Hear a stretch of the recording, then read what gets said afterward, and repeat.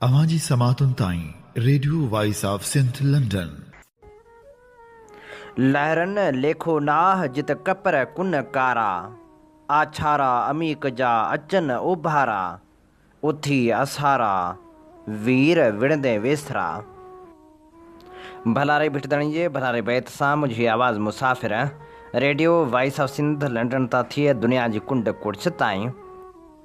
जंहिंजा माग ॿुधिजे पियो नड़मेड़ी महिरबाननि खे सिक विरियो सलाम शाल क़बूल पवे। 3 अगस्त 2025 आचर जे ॾींहुं प्रोग्राम सोच वीचार साण करे आऊं अवां जी ख़िदमत में हाज़ुर अवां जो पंहिंजो मेज़बान हबीब लगारी। प्रोग्राम जी शुरूआत में अवां लाइ इहा ई दुआ त शाल जितो जो असुख सलामती सां हुजो, कॾहिं बि ॾुखियो ॾींहुं न ॾिसो ऐं कॾहिं बि अवां जूं मुर्कूं मेरियूं न थियनि। दुनिया जी कुंड कुड़छ में जिते बि रहो सिंध लाइ, सिंध वासियुनि लाइ ऐं दुनिया जे मसरूम माण्हुनि लाइ जा खोड़ींदा रहो। शाल अवां जा ख़्वाब तहबीरनि सां लाऊं लही सघनि। संगरार मां अगवा थी वियल हिंदू न्याणी प्रिया कुमारी खे सखर पुलिस 4 साल गुज़रण बावजूदि बाज़ियाब कराइण में नाकाम आहे। धाड़ेलनि प्रिया कुमारीअ जे पीउ राजकुमार खां फ़ोन कॉल ते 1 करोड़ भुंग पिणु तलब कयो आहे। प्रिया कुमारी जे वालिद राजकुमार मूजिबि धाड़ेल फरीद मीराणी मोबाइल फ़ोन ते कॉल करे चयो आहे त प्रिया कुमारी असां वटि आहे, उन जी बाज़ियाबी लाइ 1 करोड़ रुपया भुंग ॾियो। धाड़ेलनि जी फ़ोन कॉल ऐं भुंग घुरण बाबति DIG सखर सां मुलाक़ात करे आगाह बि कयो वियो। DIG सखर ख़ातिरी कराई त जांच करियूं पिया। प्रिया जे वालिद जो वधीक चवणु हो त उनखां अॻु बि धाड़ेल भुंग लाइ फ़ोन कॉल करे चुका आहिनि। फ़ोन कॉल जे मुतालिक़ मुख़्तलिफ़ वक़्तनि ते DIG ऐं SSP खे आगाह करे चुको आहियां। 4 साल गुज़री विया आहिनि। सूबाई घर वज़ीर तोड़े मुख़्तलिफ़ DIGs ऐं SSPs ख़ातिरी त कराई आहे, पर अमली तौर ते प्रिया कुमारी जी बाज़ियाबी लाइ को बि तहरुक नाहे वरितो। सिंध जे शहर सखर जे निढड़े ॻोठ संगरार में 19 अगस्त 2021 ते मासूम ॿारड़ी प्रिया कुमारी जे अगवा जो वाक़ियो पेश आयो। हीअ मासूम ॿारड़ी जेका पंहिंजे घर जे ॿाहिरां महरम जी 9 तारीख़ ते सबील विरहाए रही हुई, ओचितो ग़ाइब थी वई। प्रिया कुमारी जे अगवा खां पोइ सिंध हुकूमत ऐं पुलिस जे तरफ़ां वॾियूं दावाऊं कयूं वियूं। तहक़ीक़ाती टीमूं जोड़ियूं वियूं जिन में आला पुलिस ऑफिसर शामिल हुआ।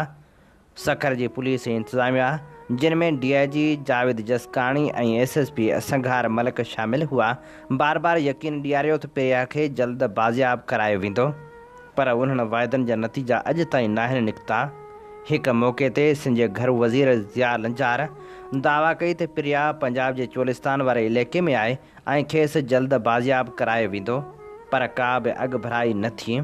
मग़वी न्याणी जे वालदेन सां सैयद ख़ुर्शीद अहमद शाह ऐं सूबाई वज़ीर सैयद नासिर हुसैन शाह ॿिन्ही बाज़ियाबी लाइ वॾा वाइदा कया, पर अफ़सोस सां चवणो थो पवे त अमली तौर ते कंहिं बि क़िस्म जी संजीदा कोशिश जो मुज़ाहिरो न कयो वियो।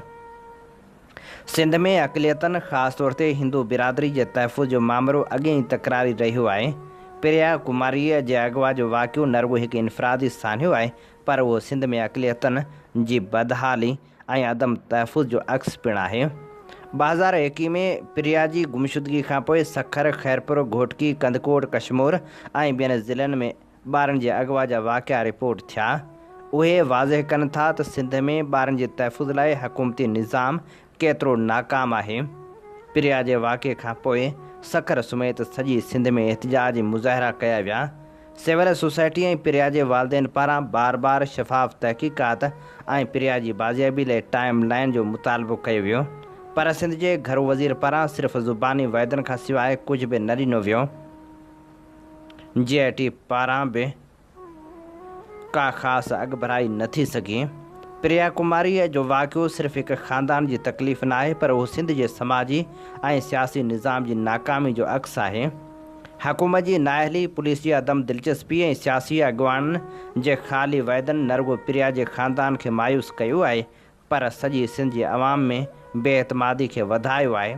ख़ासि तौर ते अक़लियतनि जे तहफ़ुज़ लाइ हुकूमत जी नाकामी सिंध जी रिवायती रवादारी हम आहंगी जे जज़्बे खे बि नुक़सानु पहुचायो आहे। हाणे हिकु भेरो वरी धाड़ेलनि तरफ़ां प्रिया जे वालिद खे फ़ोन करे 1 करोड़ रुपया भुंग जी रक़म जी घुर कई वई आहे। जंहिं धाड़ेल फ़ोन करे भुंग जी घुर कई आहे उनखे छा सलेमानी टोपी पातल आहे, जंहिं करे उहो पुलिस कानून लागू कंदड़ इदारनि खे नज़र नथो अचे।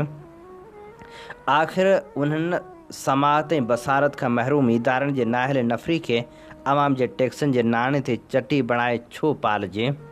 जॾहिं धाड़ेल जो फ़ोन अचे थो त छा उहा लोकेशन टेक्नोलॉजी जी मदद सां मालूम नथी थी सघे। सिम कार्ड कंहिंजे नाले आहे, छा इहो बि मालूम नथो थी सघे। छा वाक़ई इहा कंहिं धाड़ेल तरफ़ां कयल काल आहे। लॻे ईअं थो त पुलिस जी नियत खोटी ऐं उज़र घणा आहिनि। सुवाल इहो आहे त जॾहिं प्रिया जे वालिद तरफ़ां DIG खे इतला ॾिनो वियो आहे त DIG बहादुर हेसि ताईं कहिड़ी कारकर्दगी ॾेखारी आहे। सॼी दुनिया में ॾोहनि जी जांच लाइ टेक्नोलॉजी जो इस्तेमालु थी रहियो आहे, पर असांजे पुलिस ऐं कानून लागू कंदड़ इदारा अञा ताईं पथर जे दौर में पिया जीअनि। इहा बि जांच करण जी ज़रूरत आहे त प्रिया जे अॻुवा में मुलिस हुजण जी शक हेठि आयल माण्हुनि तां ध्यानु हटाइण ऐं उथियल आङुरियुनि जो रुख मोड़ण ऐं थेड़ ॾियण जी त इहा कोशिश नाहे। अवां जी समातुनि ताईं radio voice of Sindh London. हीअं ॿुधी रहिया आहियो radio voice of Sindh London. अवां जी ख़िदमत में प्रोग्राम पेश कयो पियो वञे सोच वीचार जे हिन सफ़र में आऊं अव्हां सां मुखातिब आहियां पंहिंजो मेज़बान हबीब लगारे। सिंध में पाणी जी खोट जीअं जो तीअं बरक़रार आहे, जॾहिं त पंजाब सिंध जे हिसे जो पाणी बि खणी वञे थो। सिंध ऐं पंजाब में पाणी बाबति तकरार त हलंदो पियो अचे, पर हाणे टेलीमेट्री सिस्टम जूं ॻाल्हियूं बि हली रहियूं आहिनि। आबी वसीलनि वारी वज़ारत वाबडा ऐं इंडस रिवर सिस्टम अथॉरिटी यानी इरसा सिंध ऐं पंजाब में पाणी जी विरिछ में शफ़ाफ़ियत आणण लाइ 27 अरब रुपयनि जी लाॻत सां जदीद टेलीमेट्री सिस्टम लॻाइण जो मनसूबो शुरू कयो आहे। हिन सिस्टम तहत ॿिन्ही सूबनि जे 27 अहम हंधनि ते जदीद डिजिटल औज़ार लॻाया वेंदा, जेके पाणी जी सतह ऐं वहिकरे जो डेटा हक़ीक़ी वक़्त में रिकॉर्ड करे मरकज़ी कंट्रोल रूम ॾांहुं मुंतक़िल कंदा। मनसूबे जी शुरूआति पंजाब खां थी रही आहे, जॾहिं त सिंध में सखर ऐं गुडू बैराजनि ते जारी मरमती कम सबबि फ़िलहाल टेलीमेट्री सिस्टम जी तनसीब मुमकिन न आहे। जॾहिं त गुडू बैराज 2 केनालनि जा दरवाज़ा तब्दील थियण बैदि टेलीमेट्री हवाले कया वेंदा। वधीक इंकशाफ़ थियो आहे त 1940 खां वठी गुडू बैराज जा 10 दरवाज़ा बंदि आहिनि, जिन बाबति फ़िलहाल गैर मुल्की माहिरनि ज़रिए मॉडल स्टडी थी रही आहे। उन्हनि खे खोलणु घुरिजे या बंदि रखणु घुरिजे, फ़ैसिलो थियण बैदि ई नवां दरवाज़ा लॻाया वेंदा। उन सां गॾु कोटड़ी सखर ऐं गुडू बैराजनि ते कंट्रोल रूम जे वेझो राइट बैंक जे पहिरें मरहले में औज़ार लॻाया वेंदा, जॾहिं त लेफ्ट बैंक ते औज़ार मरमती कम मुकमिल थियण बैदि लॻाया वेंदा। 10 अगस्त ताईं ठेकेदार ऐं आपाशी खातो मनसूबे जे मुकमिल थियण जो तरीक़ो ऐं शेड्यूल तय कंदा। मनसूबे तहत गेज ऐं ऑपरेटर खां सर्टिफिकेट बि वरितो वेंदो त मापियल डेटा हक़ीक़ी ऐं सही आहे। सिंध जे सियासी ऐं आबादगार तनज़ीम जो मौक़िफ़ रहियो आहे त पंजाब में मापियल पाणी जो मिक़दार घणो करे असल खां घटि ॾेखारियो वञे थो, जंहिं सबबि सिंध खे पंहिंजे हिसे खां घटि पाणी मिले थो। माहिरनि जो चवणु आहे त टेलीमेट्री सिस्टम सां पाणी जी विरिछ ते तकरार घटिजी सघनि था, फसलनि लाइ वक़्ताइतो पाणी मिलण जा इम्कान वधी सघनि था ऐं डेटा में शफ़ाफ़ियत अची सघे थी। पर सिंध जे कुझु पाणी माहिरनि जो ख़दशो आहे त जेकॾहिं सिस्टम जी सार संभाल डेटा मॉनिटरिंग ऐं ऑपरेशन वफ़ाक़ी हुकूमत जे मुकमिल कंट्रोल में रहियो त उहो वरी बि सियासी ऐं इदारती असर हेठि अची सघे थो। हाणे ज़रूरत इन ॻाल्हि जी बि आहे त रुॻो सिस्टम लॻाइण मनसूबे जो हल न आहे, पर उन सां गॾोगॾु समूरनि आबादगारनि खे पाणी मामले बाबति न सिर्फ़ु एहतियात करणो पवंदो, पर उन्हनि खे पाणी लाइ पाण पतोड़णो बि पवंदो। जेकॾहिं सिंधु दरिया ते केनाल ठही विया त सिंध वासी पाणी जे ढुक लाइ परेशान हूंदा। सॼी सिंध जी अजीब सूरत हाल आहे जो रॉयल्टी फंड जी रक़म उन्हनि शहरनि ते इस्तेमालु नथी कई वञे जिन शहरनि मां तेल गैस ऐं ॿी पैदावार थिए थी। घोटकी ज़िले में सनतनि पारां ॾिनल तरक़ियाती फंडनि में खूबियुनि जो इंकशाफ़ पिणु साम्हूं आयो आहे। ज़िले इंतिज़ामिया खे CSR प्रोडक्शन बोनस फंड ऐं शुगर मिल लाइ रक़मूं मिलियूं। वफ़ाक़ में रिपोर्ट कंदड़ DCA जी ख़ासि मुलाज़िमनि ऐं असिस्टेंट मुख़्तियारकार पारां हेराफेरी कई वई।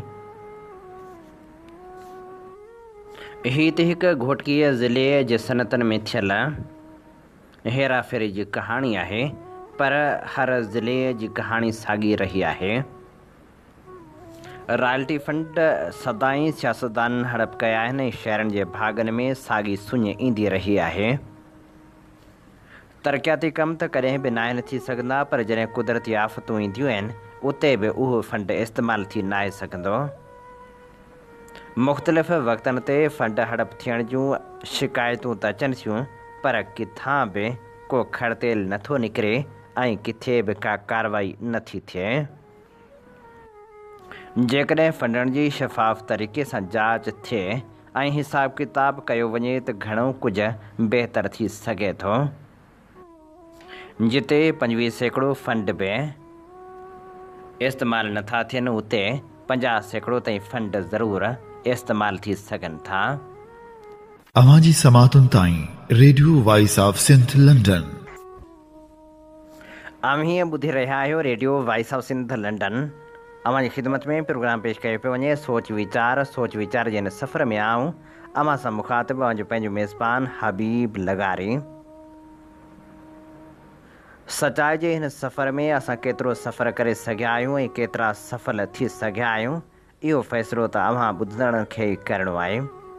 पर असां दिलि जे हज़ूर सां समूरी सचाई सां पंहिंजो किरदारु पिणु निभायो आहे।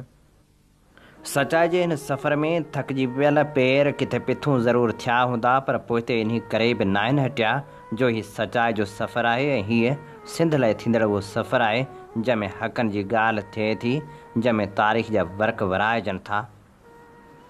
असांखे इहो ॿुधाईंदे बि ख़ुशी थी रही आहे जो असीं 10 अगस्त ते radio voice of Sindh London, voice of Sindh web TV ऐं वॉइस ऑफ सिंध लंडन जे सरवाण जदीद सिंधी सहाफ़त जे बानी सिंध जे हक़नि जी हासिलात वारी जदोजहद जे अॾोर किरदारु साईं इमदाद अली ओढो जी सालगिरह मल्हाए रहिया आहियूं। लंडन समेत मुख़्तलिफ़ शहरनि में तक़रीबूं बि मुनक़िद कयूं वेंदियूं, जॾहिं त उन सां गॾोगॾु असां radio voice of Sindh London ऐं voice of Sindh London web TV तां ख़ुसूसी नशरियात पिणु हलाईंदासीं। उन नशरियात में नामियारनि लेखकनि, कहाणीकारनि, तारीख़ नवीसनि, सियासतदाननि, क़ौमी कारकुननि जा राया पिणु शामिलु हूंदा, जॾहिं त उन सां गॾोगॾु ॿुधड़नि जा राया पिणु शामिलु कया वेंदा।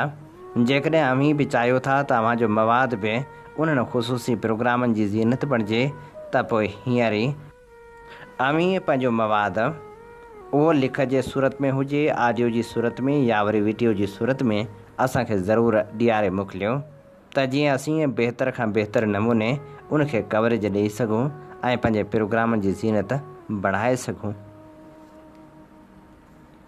प्रोग्राम सोच वीचार में हाणे शामिलु करियूं था नामियारे लेखक ऐं क़ौमपरस्त अॻवान नवाज़ खान ज़ौर जो लिखियलु लेख, जंहिंजो उनवान आहे फ़लस्तीन विचो उभर जो अण निबरियल सवाल।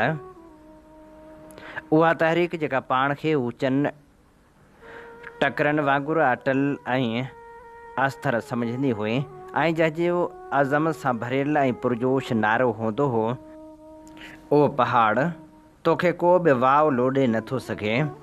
उहा तहरीक करिश्माती फ़लस्तीनी अॻवान यासिर अरफ़ात जे लाॾाणे खां पोइ रुली वई आहे ऐं फ़लस्तीनी रियासत जे क़याम जो सवाल गुज़िरियल 3 ॾहाकनि खां आया नाया जे विच ते अटकियो पियो आहे।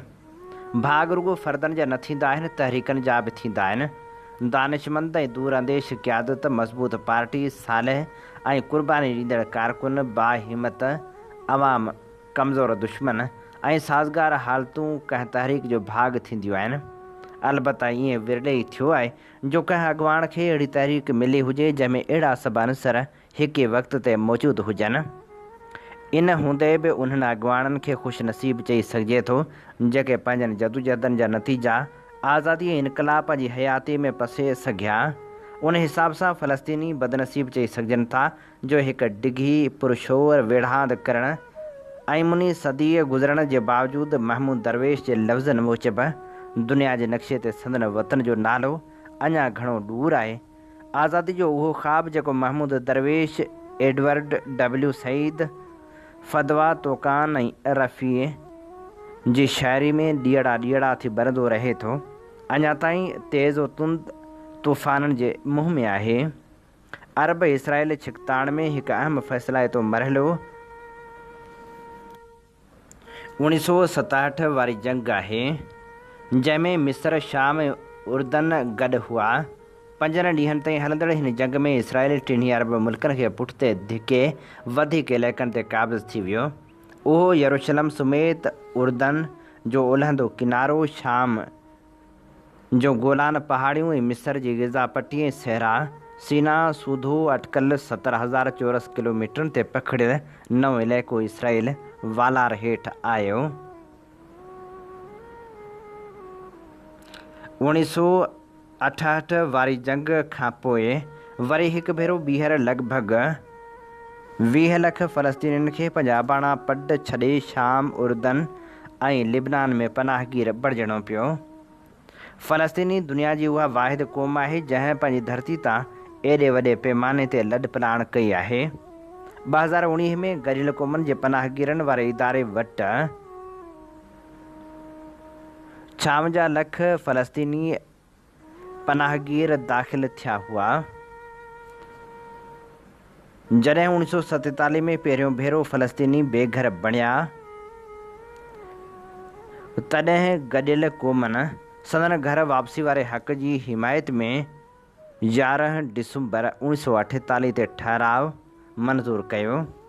बाद में 67 वारी जंग ते लोधियल फ़लस्तीनियुनि जी हक़ में पिणु गॾियल क़ौमनि जे इदारे ठहराव आंदो हो, पर घुमंड में वरतल ताक़तवर वांगुरु इसराइल उन्हनि ॿिन्ही ठहरावनि खे ॿुधो अणॿुधो करे छॾियो।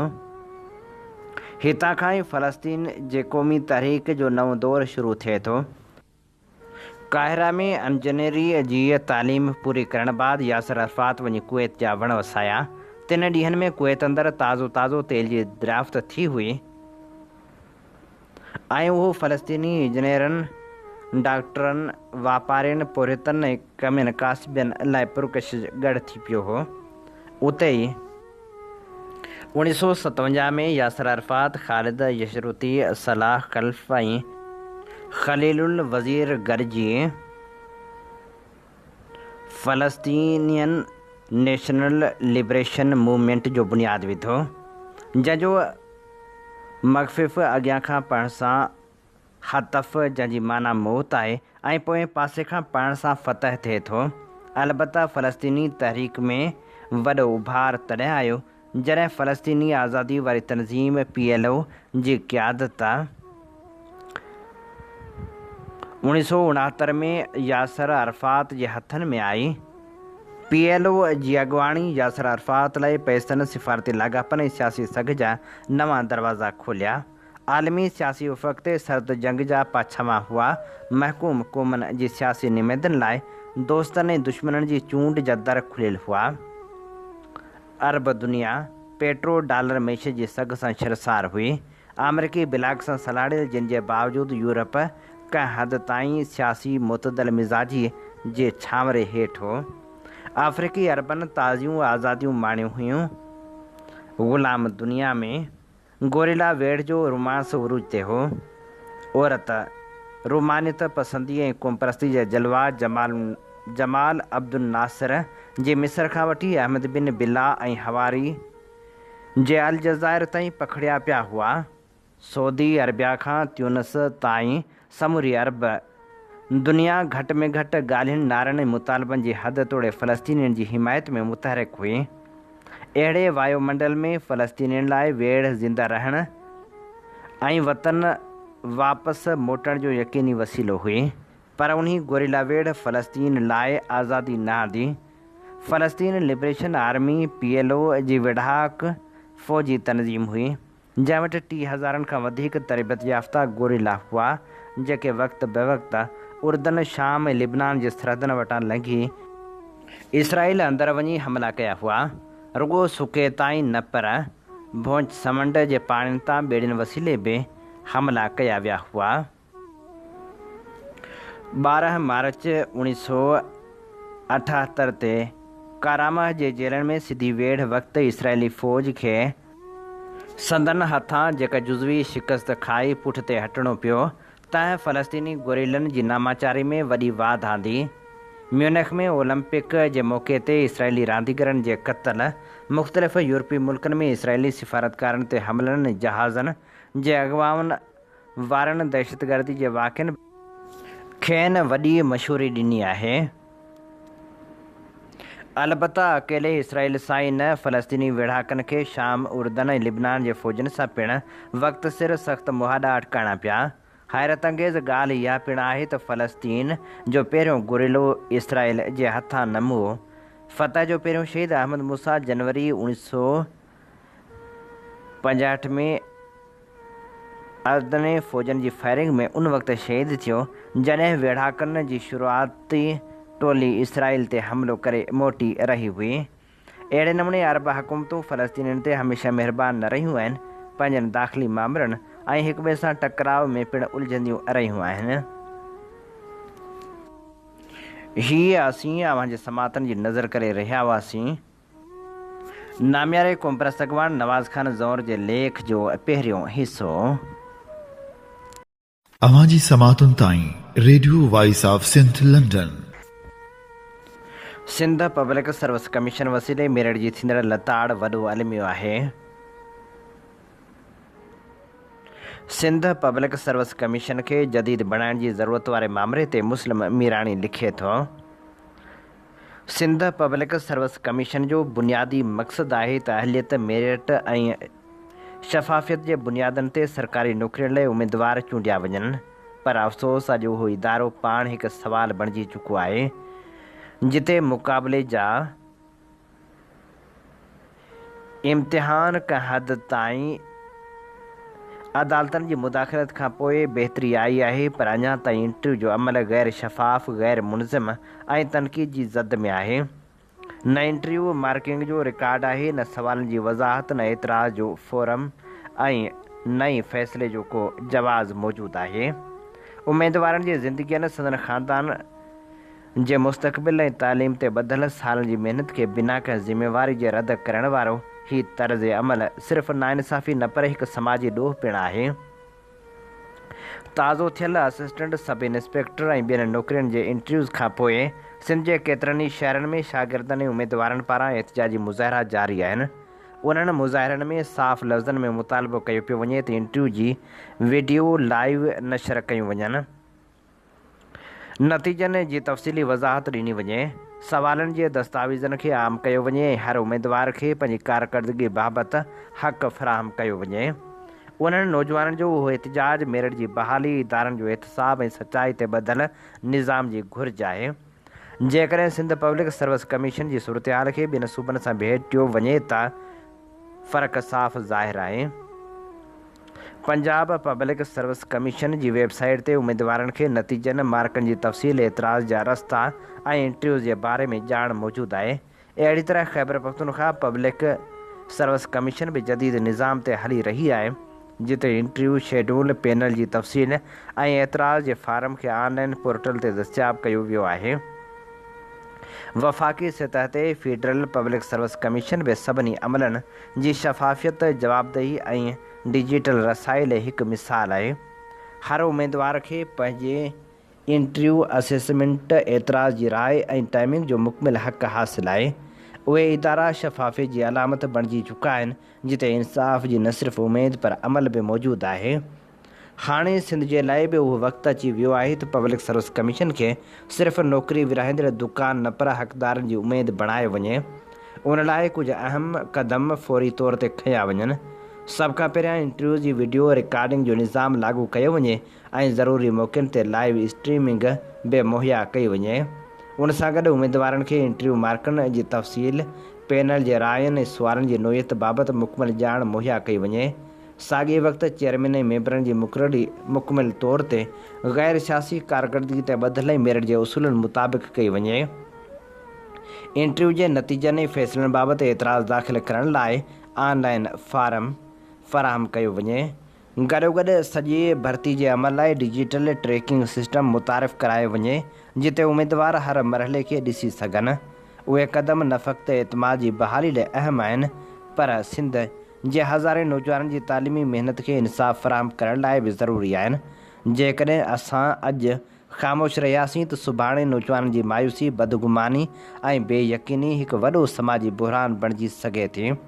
सिंध पब्लिक सर्विस कमीशन खे जदीद बणाइण जो मतिलबु सिर्फ़ टेक्निकल तब्दीली न आहे बल्कि उहा नई नस्ल लाइ मौक़नि जा दर खोलण ऐं इदारनि ते एतमाद जी बहाली आहे। हाणे वक़्तु अची वियो आहे त इदारा ऐं समाज ख़ामोश तमाशाई न पर नौजवाननि जे हक़नि जा निगहबान बणिजनि। हीअ असीं अवां जी ख़िदमत में पेश करे रहिया हुआसीं मुस्लिम मीराणी जो लिखियल ख़ूबसूरत लेख। अवां जी समातुनि ताईं radio voice of Sindh London. ऐं हाणे प्रोग्राम में यादगिरियुनि जा वर्क वरायूं था। सियासी समाजी तौरु इंतिहाई मुतहरिक रहंदड़ कामरेड अब्दुल हक डाहिरीअ जे विछोड़े ते खेसि भेटाउनि जा गुलाब आछूं था ऐं अवां जे समातनि जी नज़र करियूं था। रियाज़ डाहिरी जो लिखियल ख़ूबसूरत लेख।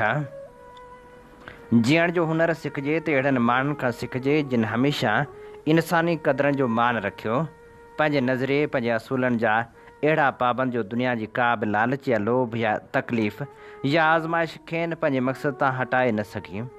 पंहिंजे कख ऐं घर में रहणु पसंदि कयाऊं पर कॾहिं सोन ते सीण न मटायाऊं। जॾहिं बि ॻाल्हाइनि ॾाहप ॾांव ॾात जा लफ़्ज़ संस ज़ुबान मां ॿुरी निकिरंदा हुआ।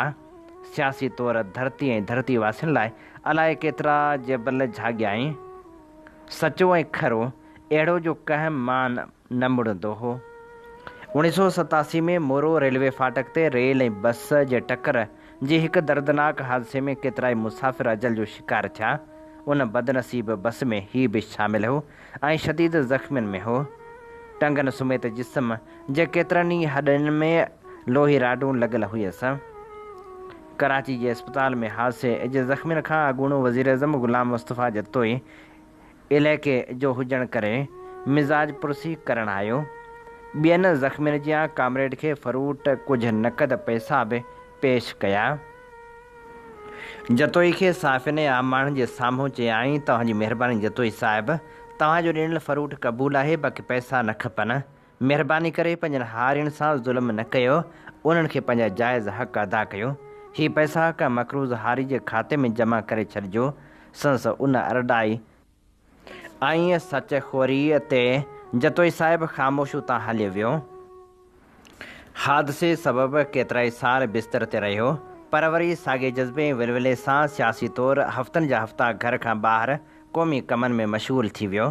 पार्टी पारां रैलियूं हुजनि या धरना एहतिजाजी मुज़ाहिरा हुजनि या जलसा लांग मार्च हुजनि या शार्ट मार्च, कामरेड हकियो हाज़ुर रहियो। लतीफ़ जो पारखो ऐं शाइर अहिड़ो जो ॿुधंदड़ जे ज़हन ऐं दिलि में आसानी सां भिटाइजी शहरी उते वेंदो हो। रेडियो जो पाबंद लिसनर रहियो। अक्सर प्रोग्रामनि में संदसि ख़त शामिल हूंदा हुआ। ख़ासि तौरु ख़मीस जे ॾींहुं सुबुह मेराण जे सिलसिले लतीफ़ी लात में नज़ीर लगारी जे पारां लतीफ़ सरकार जे रिसाले जे मान में ॾिनल कंहिं लफ़्ज़ जी माना लोचे लहे ख़त वसीले जवाबु ॾियण जी कोशिशि कंदुसि। ख़ासि तौरु ख़मीस जे ॾींहुं सुबुह मेराण जे सिलसिले लतीफ़ी लात में नज़ीर लगारी जी बाज़ार लतीफ़ सरकार जे रिसाले मां ॾिनल कंहिं लफ़्ज़ जी माना लोचे लही ख़त वसीले जवाबु ॾियण में अॻियां अॻियां हूंदो हो। उमिरि जे आख़िरी हिसे में इंतिहाई अलालत बावजूदि बि घड़ी लाइ उथी न वेठो। संदसि आवाज़ लहजे ऐं अंदाज़ में ज़ईफ़ी ऐं बीमारी रंडक न बणिजी सघे। ख़ासि तौरु ज़िलो नौशर फ़िरोज़ जो सियासी तौरु मोर्चो संभाले रखियाईं। परी जे साए पारां अवामी तहरीक ठाहिण बैदि क़ौमी सियासत में संसी एंट्री बिशापुर चाकर जे कामरेडनि हाशिम डाहिरी, साईं लखमीर डाहिरी, ॾाॾा सलेमान, अताउल्ला उनड़ ऐं ॿियनि बंदि करे छॾी हुई। आऊं उन्हनि ख़ुशनसीबनि में शामिल आहियां जिन सां कचहरी कंदे हूअ पंहिंजो ॾुखंदो दूरि कंदो हो। ख़ासि तौरु आख़िरी ॾहाको सालनि में जॾहिं बीमारी सबबि कमज़ोरी ऐं लाचारी जो घेराव वधीक हूंदो हुअसि त अक्सर फ़ोन करे पहिरीं त फ़ारिग़ थींदो हो, पोइ अलविदा चवंदो हो। खेसि हिकु प्यार ऐं ख़्यालु कंदड़ वञी मिली, पर औलाद जी नेमत खां महरूमी जो नैमुल बदल संसु नंढो भाउ ग़ुलाम क़ादिर ऐं उनजो औलाद रहियसि, जिन आख़िर ताईं साणस भरपूर निभायो। 1 अगस्त 2025 ते ही बाकिरदार ऐं मिसाली इंसान लाॾाणो करे वियो। शाह लतीफ़ यकीनन अहिड़नि किरदारनि लाइ चयो त जां हुई जहिड़ी विरची न वेठी, वञी भऊं पेठी सारींदे के सॼणे। इन ते ई प्रोग्राम सोच वीचार जो वक़्तु पुॼाणी ते पहुचे थो। पंहिंजे मेज़बान हबीब लगारी खे इन साॻी दुआ सां ॾींदा इजाज़त। वसे भिट तुंहिंजी भलारा सदा, सदा देस परदेस सारा वसनि, कॾहिं सींद सिंध जी न मेरी थिए, कॾहिं मोड़ कंहिंजा न मुरझाए अचनि। अवां जी समातुनि ताईं radio voice of Sindh London